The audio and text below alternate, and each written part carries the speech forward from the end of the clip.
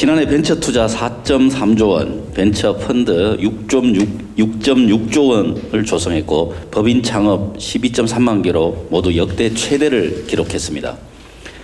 유니콘 기업 13개로 세계 6위를 기록하고 기업 가치 1,000억 원 이상 기업 등 유니콘 후보군도 확대되고 있습니다.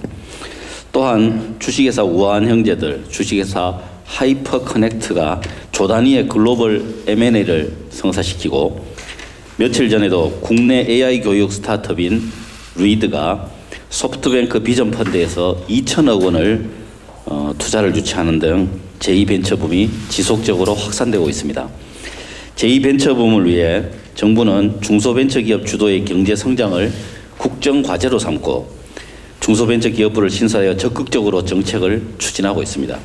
걱정 없는 창업을 위해 정책금융연대 보증을 폐지하였고 창업 예상도 2배 넘게 확대하였습니다. 지난 4년간 모태펀드 총 누적 예산의 절반이 넘는 3.4조 원을 마중물로 투입하고 3대 벤처 제조도 민간 친화적으로 개편하였습니다. 우리 벤처 스타트업 생태계는 우수한 청년들이 창업을 하고 벤처 투자도 확대되면서 생태계가 단단해지고 성장 속도도 빨라진 것을 체감하게 됩니다. 문교학 소프트뱅크 비전펀드의 매니징 파트너도 과거에는 한국에 투자할 기업이 많지 않았는데 최근에는 곳곳에 우수한 스타트업들이 많이 보인다고 합니다. 중기부도 이를 가속하기 위해 청년 창업 활성화 대책을 곧 발표하고 벤처 정책도 보완할 게 없는지 다시금 들여다보고 있습니다. 오늘 논의를 바탕으로 유니콘을 키우는 벤처 생태계를 조성하고 제2벤처붐이 지속 확산되기를 기대합니다.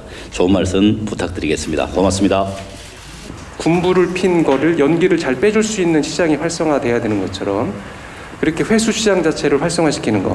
과거에 이 세컨더리 펀드, 우리 벤처 캐피탈의 세컨더리 펀드가 과거 이제 모태 펀드의 출자도 없이 세컨더리 펀드가 만들어지는 그런 규제 완화가 있어서 좀 활성화는 됐다가 점점 요새 좀 그 비중이 좀 줄어들고 있는 게 현실입니다. 그래서 적극적인 세컨더리 우리 모태 펀드가 좀 주도가 돼서 세컨더리 펀드에 대한 출자 비중이나 이런 부분을 좀 더 적극적으로 관여를 해주시면 벤처 캐피탈의 회수, 그 다음에 창업자에 대한 회수 이런 부분이 좀 더 숨통이 트이지 않을까 이렇게 생각을 하고 있습니다. 지성배 회장님 말씀하신 회수 시장 활성화는 어제도 이 부분에 대해서 아주 디테일한 좀 토론이 있었습니다.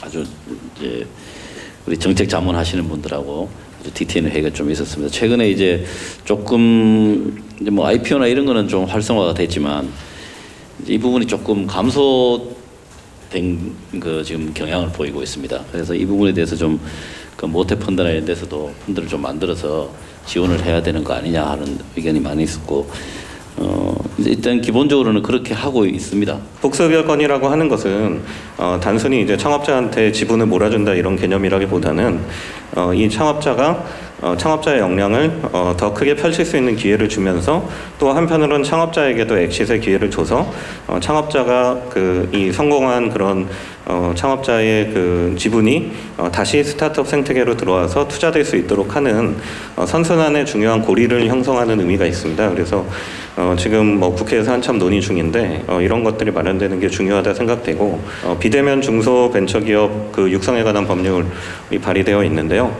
이거는 저는 그런 의미에서 보고 싶습니다. 그러니까 이게 정부가 스타트업의 시장의 역할이 되어줄 수 있는가. 그러니까 기존 조달 시스템은 사실 혁신 제품이나 혁신 서비스의 시장의 역할을 제대로 못하고 있는데 이 법이 좀 그런 역할을 해줄 수 있지 않을까. 실리콘밸리 가보면 정부가 하는 건 아니지만 스타트업들끼리만 비즈니스를 해도 어느 정도 먹고 살고 다소 성장할 수 있습니다. 그런 기회를 통해서 생존하고 성장하면서 더 크게 성장할 수 있는 기회를 많이 가지는데 우리 스타트업 생태계는 아직 그런 정도 규모는 안 되기 때문에 정부가 시장을 형성하는 역할을 할 수 있으면 좋을 것 같고 지금 발의되어 있는 법률이 그런 역할을 하는데 좀 도움이 되지 않을까 해서 이 부분도 좀 신경 써 주시면 감사하겠습니다. 말씀하신 대로 역량을 펼칠 기회나 옵션을 준다라는 정도로 저는 생각하고 있습니다. 그래서 그게 필요한 벤처기업은 사용을 하고 뭐 그거 없이도 다른 방식으로 충분히 또 역량을 발휘할 수 있다고 판단하는 데는 또 그렇게 할 것이라고 생각을 합니다. 그래도 단지 이런 옵션을 이렇게 배치시켜 놓는 것 이게 이제 벤처업계의 생태계에 중요한 의미가 있는 거 아닌가라고 생각합니다. 이 복수의결권 제도 자체는 전 세계에서 통일된 게 제가 알기로는 하나도 없더라고요. 그 법 사례를 보면 전부 그 나라의 뭐 기업 문화라든가 사회 문화 등등을 다 반영해서 그런지 내용들이 다 이제 법제는 다 천차만별입니다. 그래서 법 내용보다는 이런 제도를 가지고 있는 나라들이 가지고 있지 않는 나라와 비교해서 어떤 차이가 있는지를 크게 보고 제도의 필요성을 저는 느끼고 있습니다.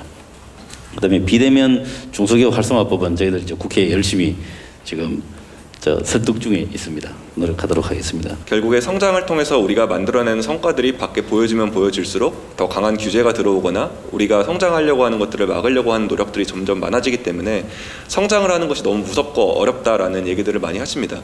아까 말씀드렸던 네거티브 규제 방식들이 잘 적용이 되고 이걸 통해서 신산업이 발전을 하고 이 신산업이 발전하는 거에 의해서 불가항력적으로 발생하는 피해에 대한 것들은 정부에서 사회적 안전망들을 만들려는 노력들을 하고 그와 관련돼서 신사업을 만들어가는 기업들은 그것과 보조를 맞춰서 이 새로운 산업으로 이 기존에 있던 산업의 사람들을 일자리로 옮겨줄 수 있도록 하는 교육 시스템을 같이 만든다던가 그 다음에 얻었던 이익을 기존에 있는 산업들을 보호하기 위해 활용한다든가 하는 방향들을 통해서 이 전체적인 생태계는 확장을 하고 거기서 피해를 입는 분들을 보상해주는 방식의 논의들이 많이 이루어져야 된다고 생각을 합니다. 네거티브 규제 방식으로 해야 되는 거 아닌가? 예, 그렇습니다. 특히 이제 좀 혁신 기업 분야에서는 이제 법 적용의 방식이라든가 이런 게 적극적으로 검토돼야 된다고 생각하고요. 신산업을 등장을 막아서 이제 기존의 산업을 보호하는 것이 아니라 신산업은 신산업대로 발전을 시키고 그에 따른 부작용에 대한 솔루션을 찾아야 된다. 라고 하는 걸로 정리할 수 있다고 봅니다. 향후에는 그런 식으로 갈 거라고 생각하고 또 일정 그 분야에서는 그렇게 가고 있습니다. 이런 부분들을 좀 더 그렇게 되도록 노력을 하겠습니다. 그다음에 이제 사회적 책임 부분에 대해서 말씀하신 부분인데 이 부분은 저는 벤처업계가 정말 모범을 보이고 있다고 생각합니다. 다 잘 아시겠지만 최근에 크게 성공한 젊은 이제 기업가들이 그 사제의 상당 부분들을 사회에 이제 쾌척을 하면서 이제 크게 뉴스가 됐던 적이 있지 않습니까? 저는 뭐 이런 것들이 기존의 큰 기업들을 만들고 했던 어떤 우리나라의 기업 문화에 상당한 좀 반성이라고 해도 될 것 같습니다. 반성의 어떤 그런 좀 파문을 던진 거 아닌가 생각하고 우리나라 벤처업계에 대한 국민들의 인식도 굉장히 좋은 방향으로 제고됐을 것이라고 생각합니다. 그런 분들에 대해서 정말 감사하다는 말씀을 드리고요. 그다음에 이제 창업을 했을 때 도전을 했을 때 실패에 대한 두려움을 줄여나가는 것이 필요하다는 말씀도 하셨는데 그 부분은 연대 보증을 없애면서 상당히 많이 해소가 됐습니다. 저는 이제 그렇게 판단하고 있고요. 실제로 얼마 전에 이제 조사한 거에 보면은 우리나라가 이제 사업 실패에 대한 두려움이 가장 작은 나라로 조사가 됐습니다. 저는 이게 아마 이런 제도의 변화가 큰 역할을 하지 않았나 이렇게 생각하고 있습니다.